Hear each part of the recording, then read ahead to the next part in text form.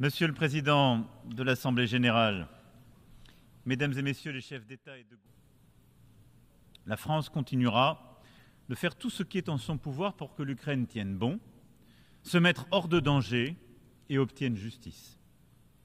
Elle continuera de lui fournir des équipements indispensables à sa défense et avec ses alliés et partenaires les plus proches, la France soutiendra la remarquable résistance du peuple ukrainien et s'engagera pour qu'il obtienne une sécurité durable. Cherchons la paix. La France saura joindre ses forces à celles de tous les partenaires sincères pour construire une paix solide pour l'Ukraine et pour l'Europe.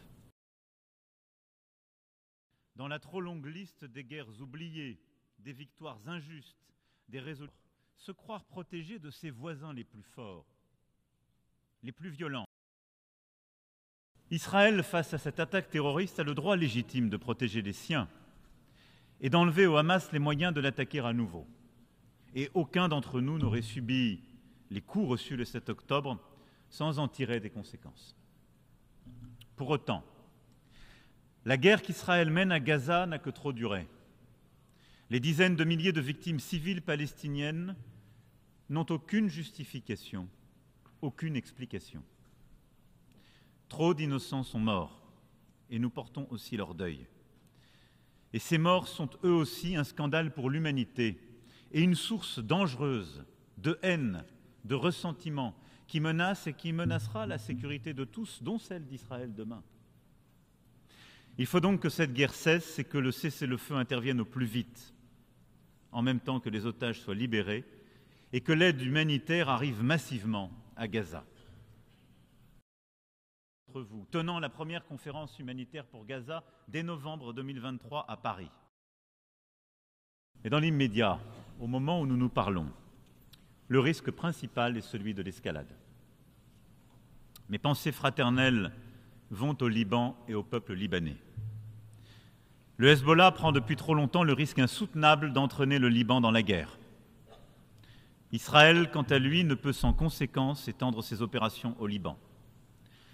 La France exige le respect par chacun de ses obligations le long de la ligne bleue.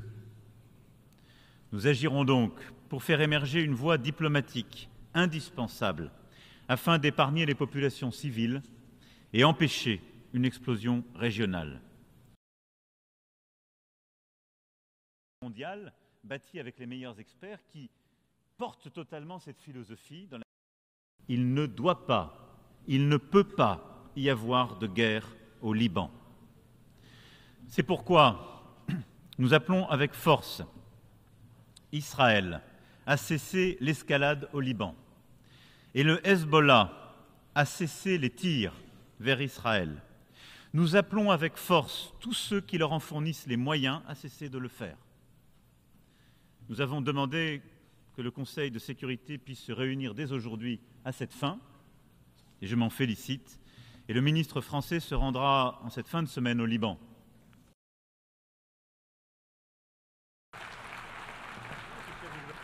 On behalf of the Assembly, I wish to thank the President of the French